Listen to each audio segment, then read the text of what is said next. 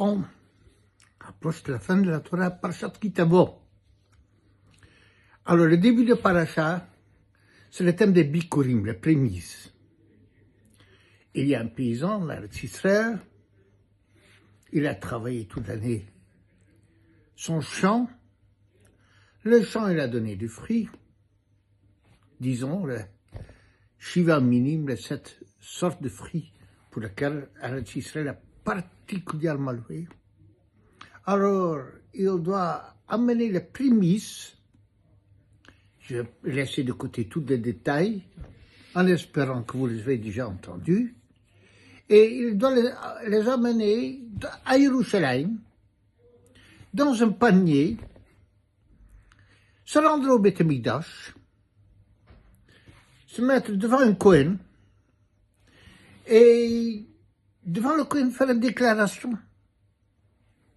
Et cette déclaration, je l'entends en 4 ou 5 étapes.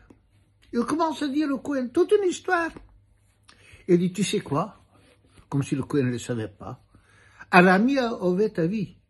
J'avais mon père, mon ancêtre, en parlant de Yaakov Avinu, qui était dans un tel danger, parce que Lavan a essayé de l'assassiner, de sorte que l'histoire juive ne commence même pas. D'accord. Hachem nous a aidés.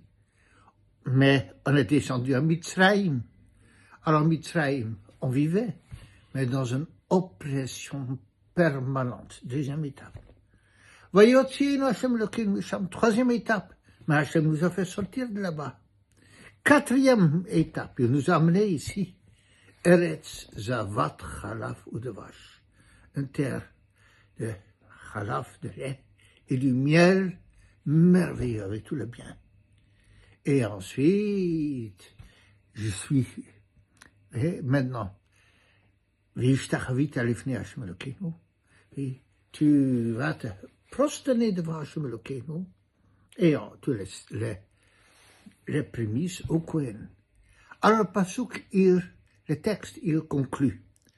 V'samachta lifnei Hachem Elokecha, et tu vas te réjouir devant Dieu de tout le bien qu'il t'ava laissé. Alors, c'est cette conclusion de Samarta. Quel est le sens de Samarta? Est-ce que ça veut dire que jusqu'à maintenant, sans ça, tu n'as pas le droit d'être joyeux, et maintenant tu as le droit d'être joyeux? Deuxième possibilité, le Samarta, c'est une promesse. Tu vas être joyeux. Mais joyeux ou pas, c'est une question de mentalité dans ma tête. Peut-être s'il amène à Yerushalayim et il garde tout pour lui-même, il sera encore plus heureux. Quelle est cette conclusion de Samarta? Alors, c'est sur ça que je voulais vous proposer une héara. Qu'est-ce que ça veut dire être heureux? Le bonheur, c'est quoi? Alors, je ne vais pas faire un discours philosophique parce que les 5 minutes ne me permettent pas ça. Mais il y a des gens matérialistes, modernes, qui pensent qu'ils sont heureux. Et ils sont d'une certaine manière heureux. Mais ils ne savent pas que c'est le bonheur. Ils restent dans un bonheur superficiel, dans un accomplissement égocentrique, égoïste même, d'accord? Alors ils pensent quand ils ont tout le matériel, ils sont heureux. Ou bien un cycliste qui va gagner le Tour de France. Ah, il pense qu'il est l'homme le plus heureux quand il est sur le stade du monde. Mais il existe une autre dimension du bonheur du partage, du bonheur de la reconnaissance, du bonheur au contraire. On ne prend pas la conscience que tout vient d'Hachem. Quand on pense que tout vient de moi par mon propre mérite, on pense qu'on est heureux. Et on a une certaine dimension terre à terre et de bonheur. Mais Hachem me dit, si vous faites ça, d'être reconnaissante, de savoir que tout ce que tu as fait, en fin de compte, c'est possible seulement parce que tu viens, parce qu'Hachem t'a donné, tu vas découvrir une autre dimension.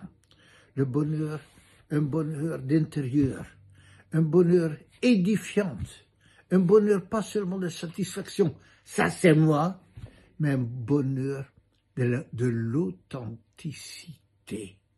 Et ça, c'est la promesse d'Akadosh Baruch Hu. La promesse, pas que tu vas être heureux, mais que tu vas découvrir la dimension ultime du bonheur. Vous comprenez la bracha de tout ce que sur laquelle je vais conclure. Shabbat Shalom.